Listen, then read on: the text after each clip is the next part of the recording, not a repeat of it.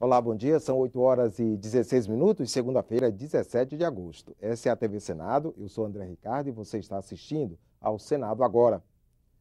A pauta do plenário continua trancada pela proposta do Executivo que acaba com as desonerações na folha de pagamento concedidas pelo governo a mais de 50 setores produtivos. O projeto de lei tramita em regime de urgência e é o último item do pacote de ajuste fiscal.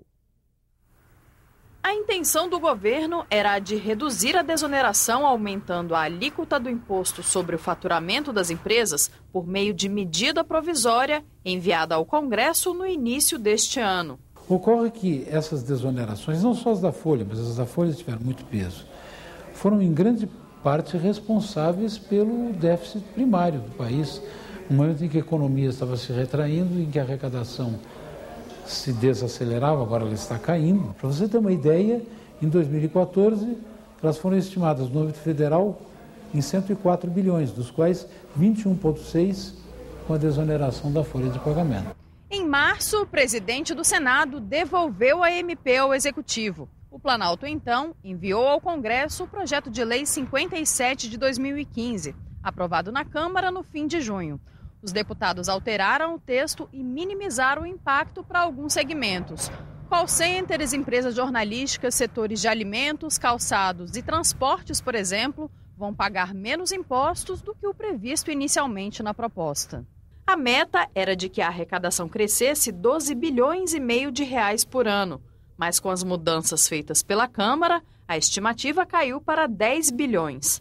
A oposição é contra, considera que o aumento de tributos prejudica a recuperação da economia e provoca crise e desemprego. Vai demitir gente, as empresas vão quebrar, vai aumentar o desemprego. Nós não podemos ser a favor desse projeto do governo. Esse projeto não tem como ser aprovado por dois motivos. Primeiro, porque ele é fruto de um estelionato eleitoral. Ele é fruto de um golpe, certo? Segundo lugar, porque o que o presidente Renan apresentou agora como chamada Agenda Brasil, tá certo? Foi que o Brasil, nesta hora, e o Congresso Nacional não podem criar insegurança jurídica para os empresários. E, cada vez mais, não pode aumentar a carga tributária. Nós vamos ter espaço para discutir uma solução melhor, até porque a preocupação de alguns senadores, e que é pertinente, é nós reonerando os setores, os vários setores produtivos, no momento que você tem redução de vagas no mercado de trabalho, isso seria ruim para a economia brasileira. Então, acho que essa discussão é uma discussão importante, essa discussão é pertinente. O líder do PT afirmou que se a proposta for modificada e voltar para a Câmara, o governo vai perder muito tempo sem os recursos de que tanto precisa. Bem, uma demora na possibilidade do governo contar com esses recursos, né?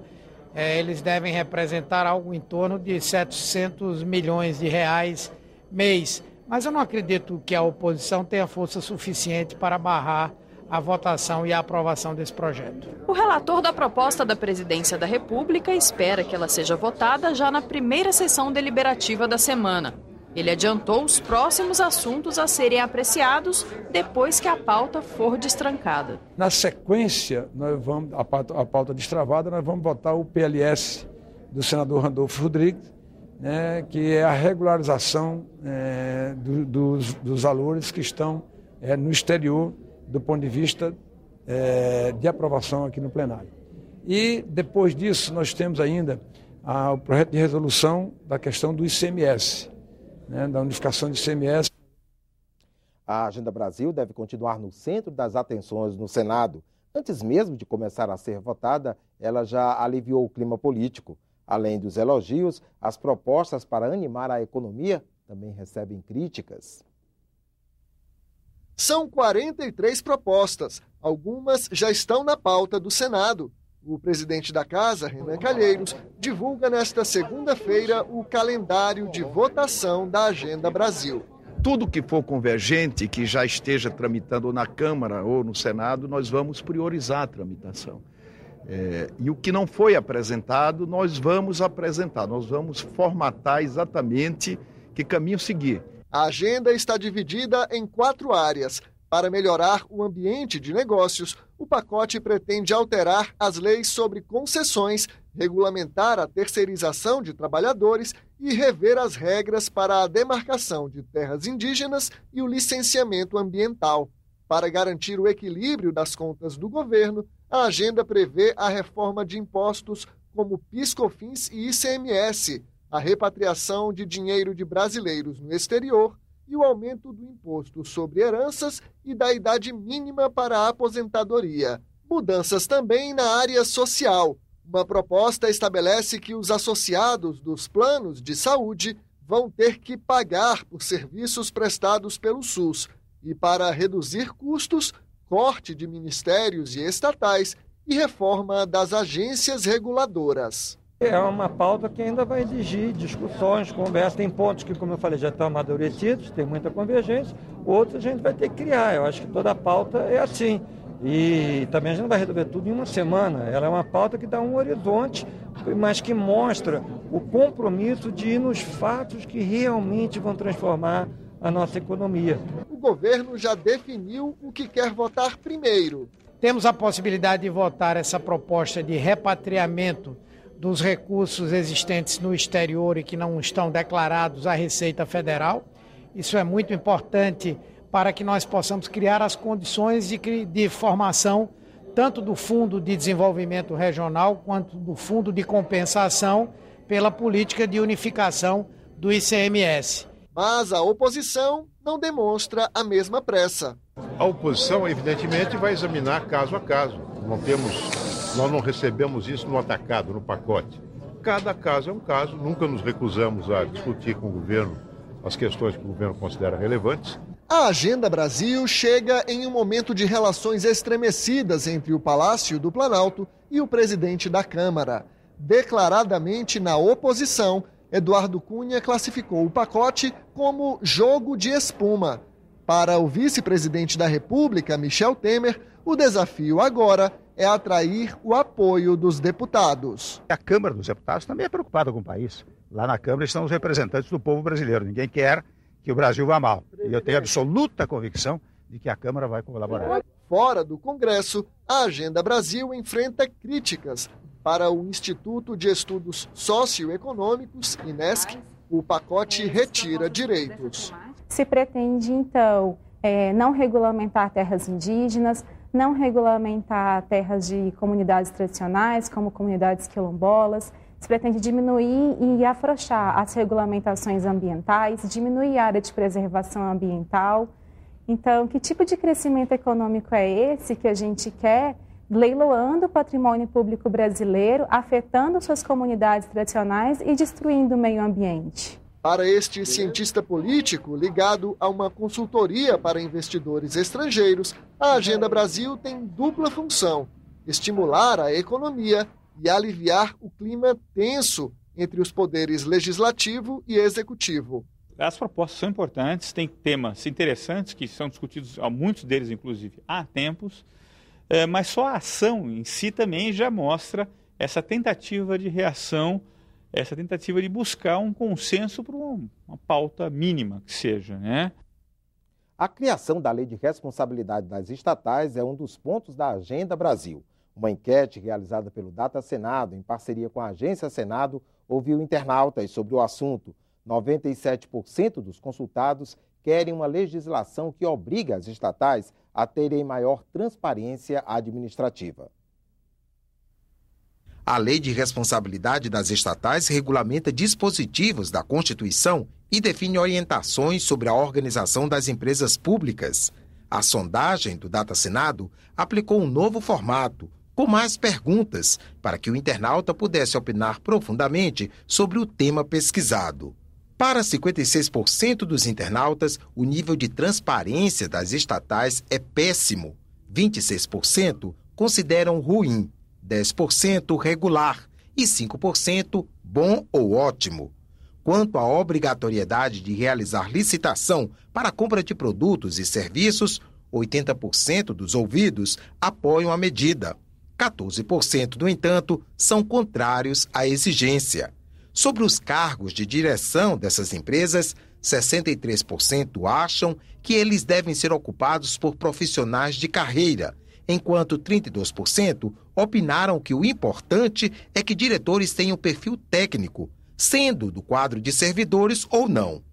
Quanto ao tempo máximo de duração do mandato de diretor, para 49% deve ser de 4 anos, 38% apoiam 2 anos e para 12% esse mandato deve ser de 6 anos.